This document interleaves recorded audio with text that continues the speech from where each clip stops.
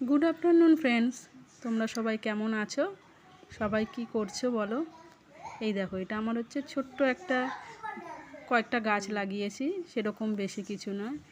এটা হচ্ছে ছোট ধানি লঙ্কা, যেগুলোকে বলে সে ধানি লঙ্কার গাছ। আর এটা হচ্ছে একটা গাঁদা ফুলের গাছ।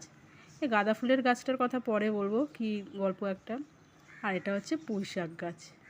পুঁই শাক গাছটা মোটামুটি আমাদের অনেক ফলন দিয়েছে, অনেক খাওয়া হয়েছে। আবার এই যে নতুন করে নিচে ডাল বেরিয়েছে, এগুলো সেই পুরনো ডালের থেকেই ছোট ছোট আবার ডাল কাটা হয়, আবার চারিদিক থেকে ডাল বেরিয়ে আবার হয়।